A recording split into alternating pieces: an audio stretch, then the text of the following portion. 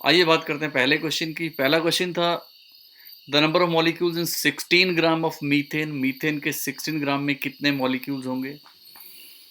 हमें पता है मीथेन में the molecular mass is carbon का 12, हाइड्रोजन का 1, 4 हाइड्रोजन का 4, 16 ग्राम मॉलिक्यूलर मास इज 16 ग्राम। 16 ग्राम में 1 मोल ऑफ मॉलिक्यूल्स होंगे।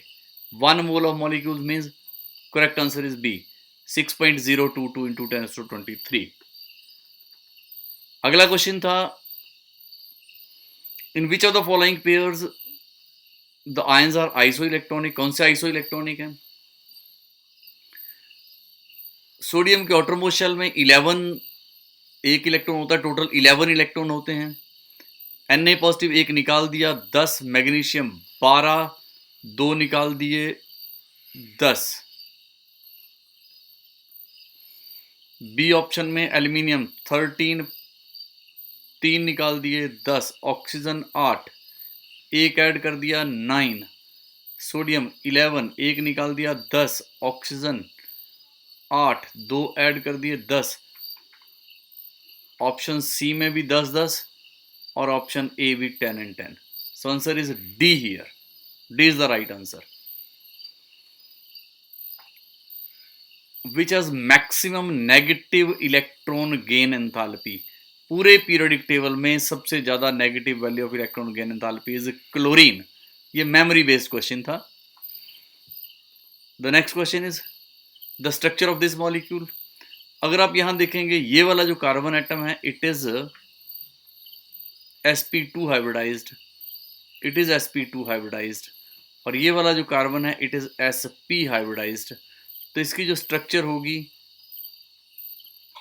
ये इस मॉलिक्यूल की इस तरह से होगी।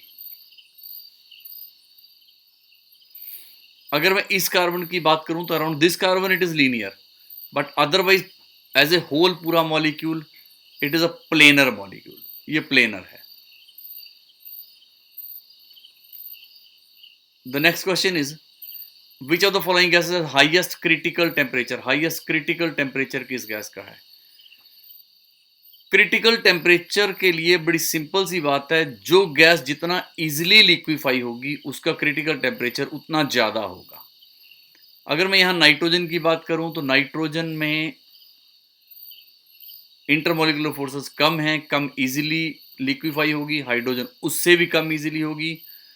अमोनिया में there exist intermolecular hydrogen bonding. इसमें इंटरमोलिकुलर हाइड्रोजन बॉन्डिंग एग्जिस्ट करती है, ये इजीली लिक्विफाई होगी। Option D is water vapours, but water vapours में the hydrogen bonding is more strong as compared to ammonia. Here this hydrogen bonding it is a strong bond due to the difference in the electronegativity. यहाँ पे electronegativity difference oxygen hydrogen का ज्यादा है। Water में this bond is a stronger bond, तो water का liquefaction ज्यादा easily होगी, क्रिटिकल टेम्परेचर हायर होगा। So here D is the right answer. अगर मैं इनको अरेंज करूं तो डी का क्रिटिकल टेम्परेचर सबसे ज्यादा, उससे कम सी, उससे कम A and the least is B. अगर सबसे कम पूछा हो तो वो हाइड्रोजन का होगा। अगला क्वेश्चन था the percentage of free space in BCC, body centred cubic unit cell. Body centred cubic unit cell में the packing efficiency is 68%, means 68% of the volume is occupied. 68% occupied है, तो वेकेंट कितना बचा? 68% occupied है, vacant कितना है? It is C is the right answer, 32%। The next question was free energy change for a reversible reaction at equilibrium. Free energy change delta G, criteria of spontaneity कहता है कि अगर delta G less than 0 है then the process is spontaneous. If delta G is greater than 0 the process is non-spontaneous, and if delta G is equal to 0 then the process is under the condition of equilibrium. तो यहाँ इसने पूछा है कि वो equilibrium में है, delta G की वैल्यू क्या होगी। एग्जैक्टली जो आप सोच रहे हैं वही है, right answer is A here. The next is which of the following is the weakest base. Sodium hydroxide बहुत स्ट्रॉन्ग बेस है, कैल्शियम हाइड्रोक्साइड वीक है, अमोनियम हाइड्रोक्साइड उससे भी वीक है, KOH is a strong base. तो यहाँ KOH NaOH strong base हैं और सबसे weak base is ammonium hydroxide. C is the right answer. Oxidation number of chromium in potassium dichromate K2Cr2O7। Potassium का होता है +1, 2 पोटाशियम का इट बिकम्स +2, ऑक्सीजन का होता है -2, 7 ऑक्सीजन का इट इज -14। ओवरऑल सम 0 होना है और 0 तब होगा जब प्लस और माइनस के बराबर होंगे। तो क्रोमियम का होना चाहिए 12, so as to make +14 and -14 0। अगर 2 क्रोमियम का +12 है तो 1 क्रोमियम का it should be +6, so +6 is the right answer. D is the correct answer here. The next question was hydrogen peroxide is obtained by the electrolysis of sulfuric acid. It's a very famous process. Sulfuric acid की hydrolysis से hydrogen peroxide बनती है। The next question was which of the following is used as a moderator in nuclear reactor? Nuclear reactor में moderator का काम it is heavy water, D2O. C is the right answer here. Sodium metal can be stored in, sodium metal is stored under kerosene. तो kerosene के अंदर हम लोग store करते हैं so that it does not come in contact with the air. अगर मैं यहां बात करूं can be stored, तो can be के हिसाब से बेंजीन भी सही आंसर हो सकता है। Sodium metal can be stored in benzene as well. ये भी हमारे पास एक ऑर्गेनिक सॉल्वेंट है, इसमें इसको स्टोर किया जा सकता है, ऑक्सीजन के कांटेक्ट में नहीं आएगा, बट केरोसिन में स्टोर करते हैं, it is stored in kerosene. Here right answer is B. But ज्यादा बेटर होता अगर इस क्वेश्चन को इस तरह से पूछा जाता, किस में संग्रहित किया जाता है, इज स्टोर्ड इन। अगर इस तरह से पूछा जाता तो ज्यादा बेटर होता। Here B is the right answer. Dry powder fire extinguisher. Dry powder fire extinguisher, it contains sodium bicarbonate and sand. So C is the right answer. Which of the following phosphorus is most stable? Phosphorus की 3 main allotropic forms हैं। One is white phosphorus, it is also called yellow phosphorus, ये बहुत ज़्यादा reactive है। Number 2 पर red है, number 3 पर black है। ब्लैक सबसे कम रिएक्टिव है, सबसे कम रिएक्टिव है मीन्स सबसे ज़्यादा स्टेबल है। तो स्टेबिलिटी का ऑर्डर है ब्लैक, उससे कम रेड, और सबसे कम स्टेबल है white phosphorus. So here the right answer is C. 2 immiscible liquids are separated by, 2 immiscible liquids हैं उनको सेपरेट करते हैं by using separating funnel.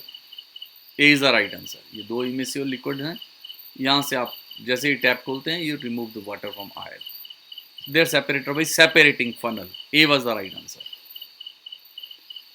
Cinnamic acid on decarboxylation gives, cinnamic acid is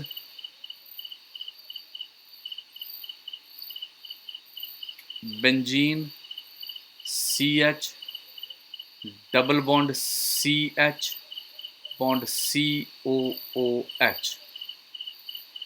और जब आप सिनेमिक एसिड की decarboxylation करते हैं, decarboxylation is done in the presence of NaOH and CaO। Heat करने पे decarboxylation, removal of carbon and oxygen, carbon dioxide is removed, so the product formed is CH double bond CH2 and it is called styrene. So styrene was the right answer, it was B here. The next question was most abundant water pollutant. Water pollutant सबसे ज्यादा water को जो खतरा है, pollutant है, that is industrial waste. Memory waste simple question था। The carbon atoms in unit cell of diamond, diamond के एक यूनिट सेल में कितने कार्बन एटम्स होते हैं? डायमंड में जो पार्टिकल्स प्रेजेंट होते हैं यूनिट सेल में, they are present at corners, और कॉर्नर पर एक पार्टिकल का कंट्रीब्यूशन 1/8 होता है, तो 8 कॉर्नर्स के पार्टिकल्स का कंट्रीब्यूशन 1 हो गया। Particles are present at the centre of each face, ये जो रेड वाले हैं, हर एक फेस के सेंटर में देर आर 6 फेसेस, और फेस के पार्टिकल का कंट्रीब्यूशन होता है हाफ, सो 3 पार्टिकल फेस के हो गए। और ये जो ब्लैक वाले हैं, these are present at the diagonals, और ये इनका कंट्रीब्यूशन 1 होता है, तो 4 पार्टिकल्स ये हैं, to make a total of 8।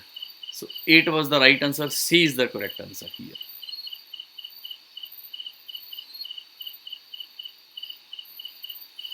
The next question was, want of factor for a solute that dissociates in a that associates in a solution. Want of factor I अगर association होगी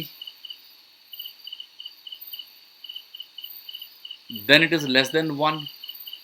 For dissociation it is greater than 1, and it is equal to 1 when there is neither association nor dissociation.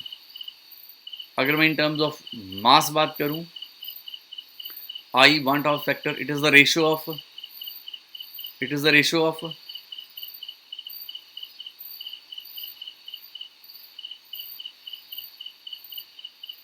normal molecular mass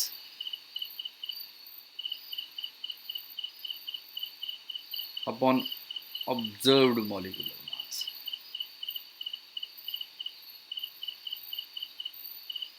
Whenever there is association, जैसे मान लीजिए आप बात कर लीजिए acetic acid की, एसिटिक एसिड में एसोसिएशन होती है,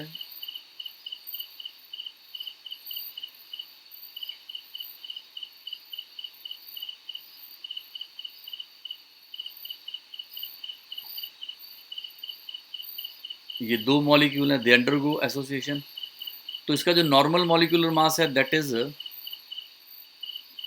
12 3 15 12 27 28 60।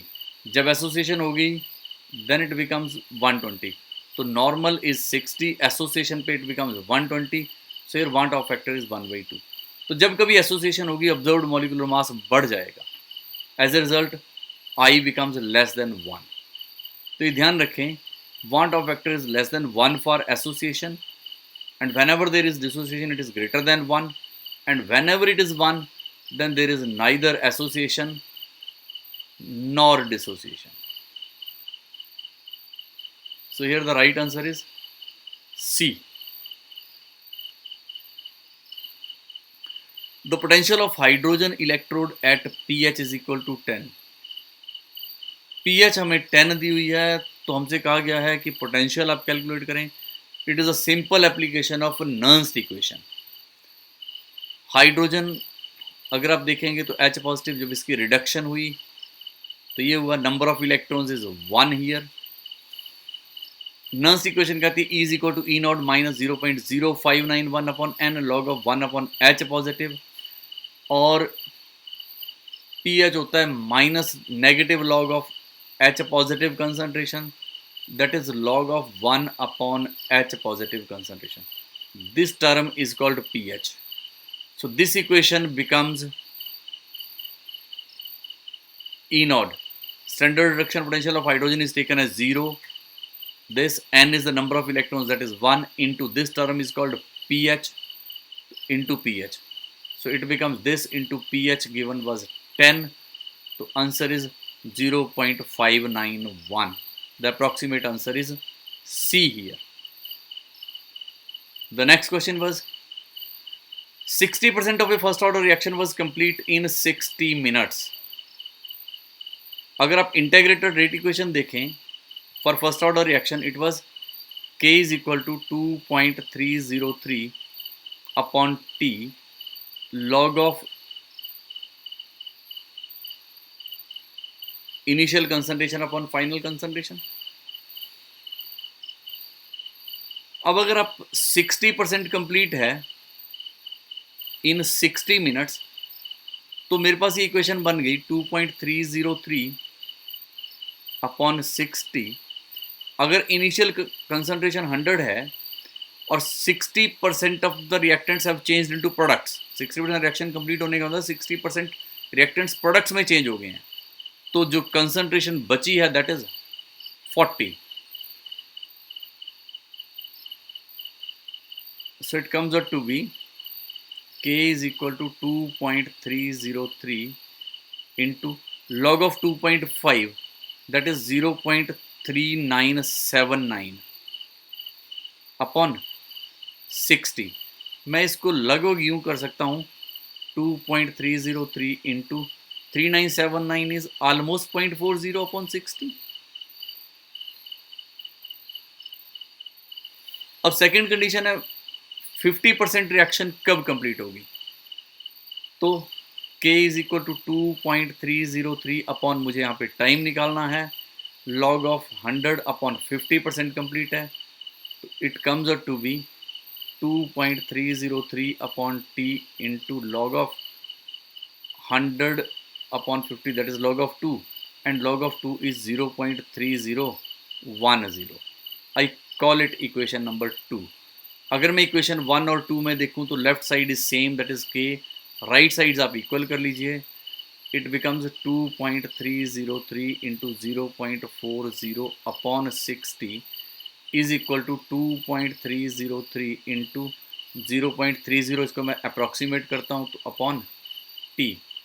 This implies T is equal to, T को मैं यहाँ ले जाता हूँ तो ये सब कुछ यहाँ आके बनेगा 2.303 इंटू 0.30 इंटू 60 अपॉन 2.303 इंटू 0.40, तो ये कैंसिल हो गया एंड इट्स के अगर मैं डेसिमल हटाता हूँ तो it becomes 30 into 60 upon 40, 415, 15 3s are almost 45 minutes. So here answer is B. 45 minutes is the right answer.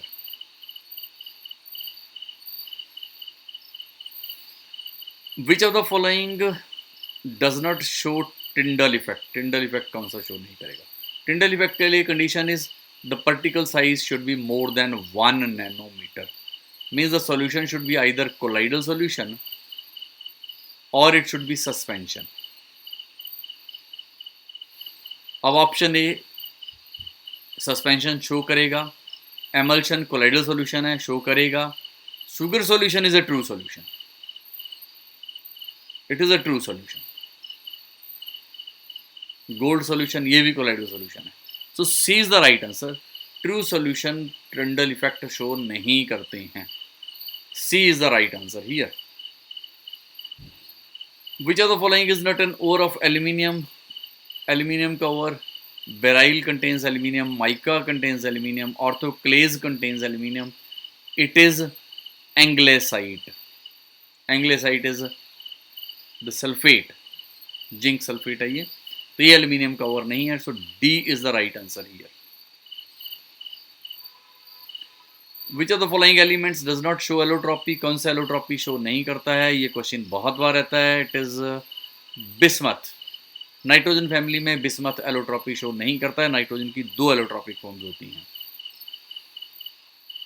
इनमें से कौन सा है which contains both copper and iron? It is copper pyrite, CuFeS2, copper pyrite, also called chalcopyrites. Chalcopyrite is the right answer. It contains both copper and iron in it. Which of the following is not considered as organometallic compound? Cisplatin. Cisplatin is diamine dichloroplatinum. Diamine diplatinum chlorido. इसमें कहीं भी carbon और metallic bond नहीं है, तो ये organometallic compound नहीं है। A is the right answer here, A is the right answer here. बाकी आप लोग पहचानते हैं फेरोसिन, आयरन है 5 मेंबर रिंग में, जीएस साल्ट आप देखते हैं, प्लैटिनम है इथाइलिन के साथ, Grignard reagent it is RMgX। Here magnesium is linked to the alkyl group. So A is the right answer, cisplatin.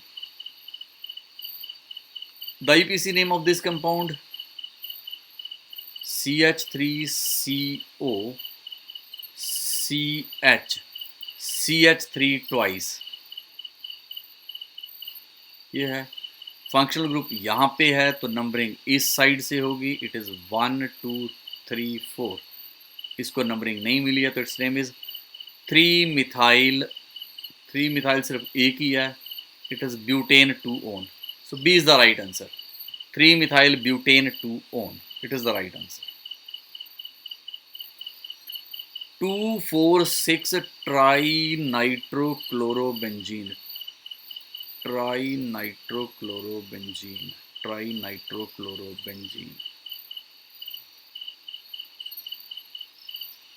It is chlorobenzene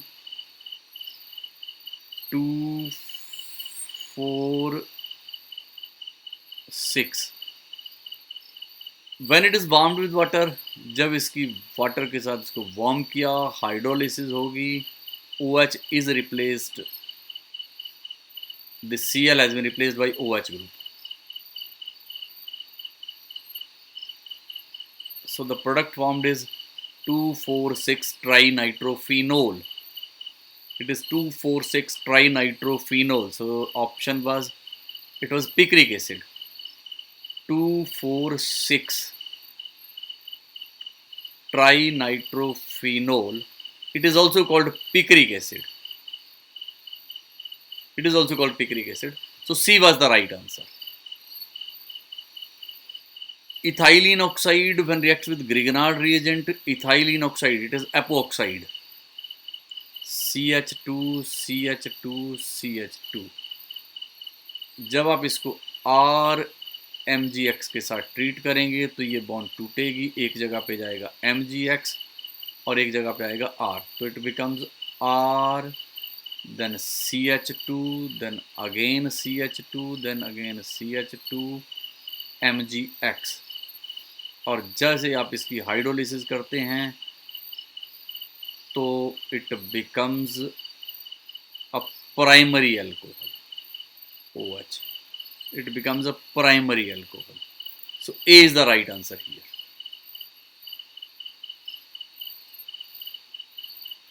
The next question was, which of the following is used as a test for aliphatic primary amines? Aliphatic primary amines के लिए test है carbyl amine test. It is carbyl amine test.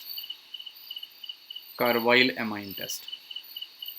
It is C here. C is the right answer. Isocyanide carbyl amine को ही बोलते हैं. Isocyanide और carbyl amine एक ही बात है, तो it is C here. Tollens reagent, Tollens test ये हम लोग यूज करते हैं for aldehydes and ketones. Fehling solution, it is also used for aldehydes and ketones. Azo dyes, they are formed during coupling reaction.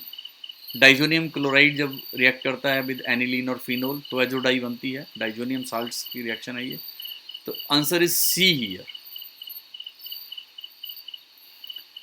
Nucleic acids are the polymers of nucleotides. वो nucleotides के polymers हैं. ये जो nucleoside होते हैं they contain two things, that is the base and sugar, और nucleotide contains base, sugar and phosphate as well. जब ये तीनों मिलके उनका जो पॉलीमर है that is called nucleic acid. दो तरह के होते हैं, DNA and RNA, that you all know. So B is the right answer here. Thank you very much. अगर आपको ये अच्छा लगा हो तो काइंडली सब्सक्राइब करें मेरा channel, so that you can get more videos of this kind. Thank you very much.